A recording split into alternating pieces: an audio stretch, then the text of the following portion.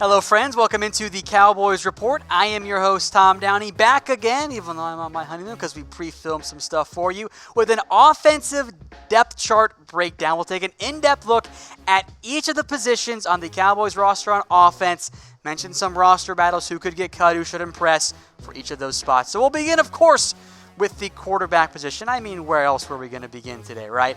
Now, this one is, I'm maybe a bit surprised the Cowboys, at least as of now in the filming here, they haven't brought in a fourth camp arm. Now, Dalton didn't play much at all last year, so they don't really need one. And you probably do want to give Cooper Rush and Mike White as many reps as you can. But barring injury, these are the three guys the Cowboys are going to roll into the year with. Dak Prescott, of course, is your number one. Now, there will be a battle at that number two spot. Cooper Rush versus Mike White. That's going to be key in the preseason. For now, Rush does hold that leg up above Mike White, but we'll see how they play. Maybe another year in the system under Kellen Moore will be good for Mike White. And so maybe under Jason Garrett, but you guys know what I mean. All right, let's go to the running back side of things. Obviously, first three guys are locks. Zeke Elliott, he's going to be your star. Tony Pollard, we'll see if he actually gets 30 snaps a game, but he's going to be involved in the offense. Jameis Olawale, probably not going to get 30 snaps a game. He'll be your fullback. Where things get interesting, though, is that number three spot. The Cowboys took Mike Weber in round 7. I'll be honest, I actually had him graded out higher than I had Bo Scarborough from last year. Take that for what it's worth.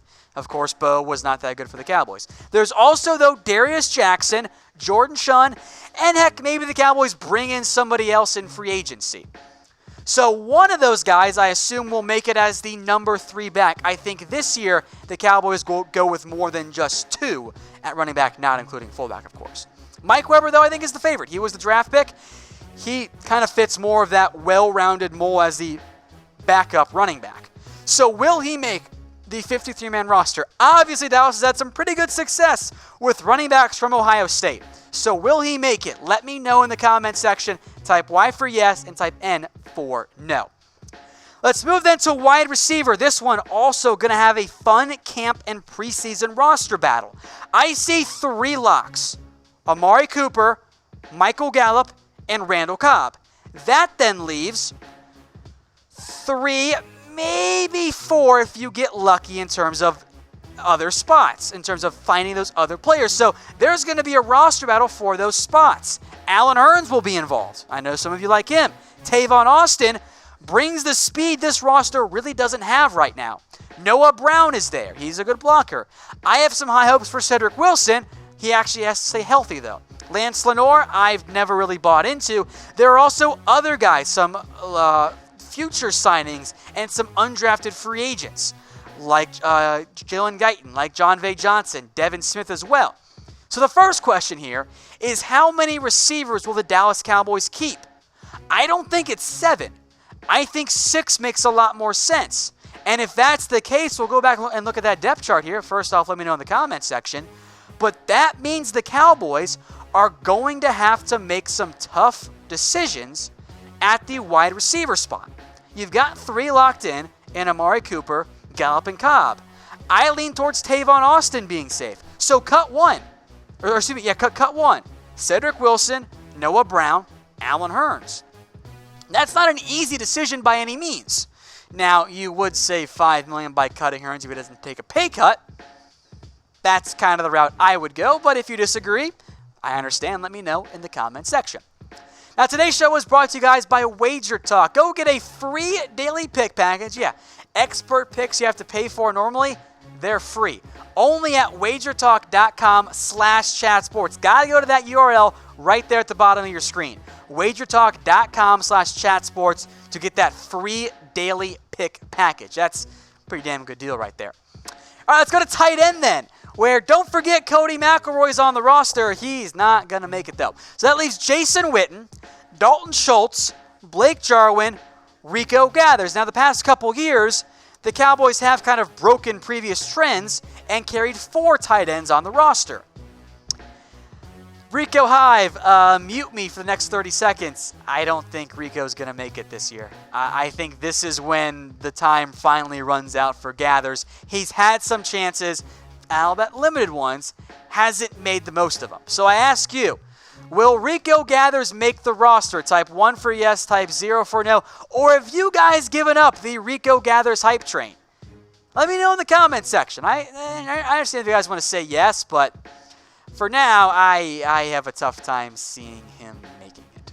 All right, let's move then to the offensive line. We'll spend quite a bit of time on this one because there's a lot going on, 5 different spots. So let's go first here for the locks. Well, Tyron Smith, he's not going anywhere. Sewell's not going anywhere. Travis Frederick is not going anywhere.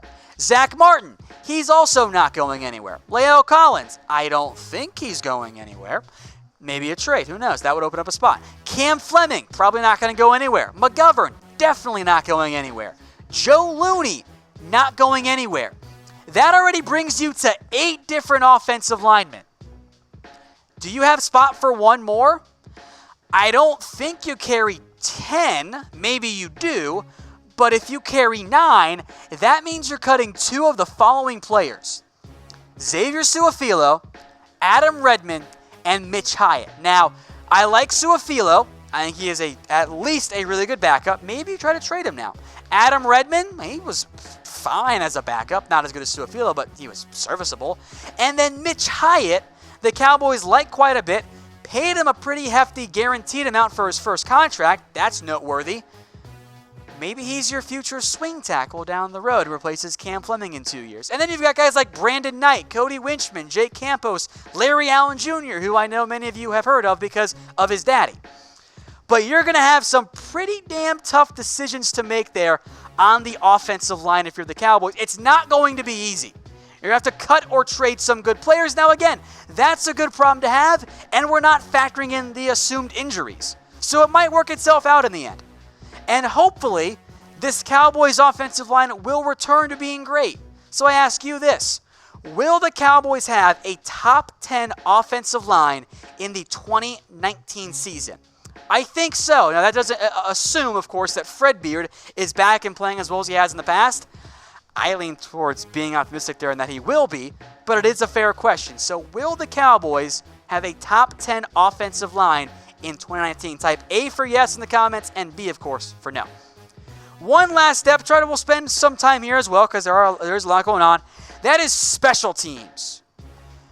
The Cowboys, I say surprisingly as I film this, have not brought in any competition for Brett Money Maher. I would be surprised if that stayed the case until the opening of the preseason. Just sign somebody and let him compete, right? There are options out there. At least push Maher. At punter, the Cowboys have brought in competition. Casey Redfern is there. Now, I think Chris Jones wins the job, of course, but I said the same damn thing about Dan Bailey. So did like 95% of everyone out there. We were all wrong. Now, at long snapper, LP doesn't need a lot of training camp.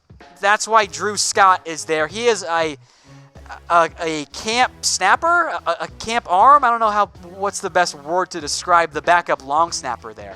Like, that's kind of what that is at that point. So, and then on special teams, some nice changes here. Tony Pollard is there. I think he starts at kick returner.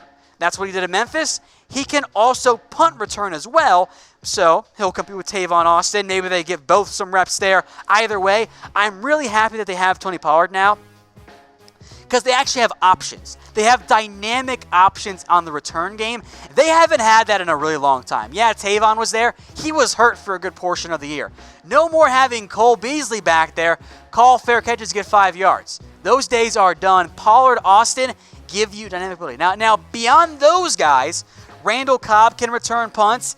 Darius Jackson can return kicks. But I think your top backups, for now at least, Jordan Lewis, who has some reps on that front. I think that could be a good option there for the Cowboys if they need it. And oh, by the way, hey Cowboys fans, they thanks at least for watching have Cowboys Lance Report. Lenore at this point. Now, I am kind of tired of the Lance Lenore experiment. It doesn't work on returns. All he does is fumble. So, again, I don't think Lance Lenore makes the roster, but in week 4 of the preseason, sure, trot him out there, let him call fair catch. It's a meaningless game anyway. But I like this overall special teams depth for the Cowboys because for the first time in, I think, a while, since Dwayne Harris even, there are a little bit more dynamic options on that side of the ball for the Dallas Cowboys. Hey Cowboys fans, thanks for watching the Cowboys Report. If you haven't already, click right here to subscribe to our channel for all the best Cowboys coverage on the internet. That's news, rumors, highlights, mailbags, film studies, and a whole lot more. And I'm making your lives a little bit easier as well with the next Cowboys Report video right here.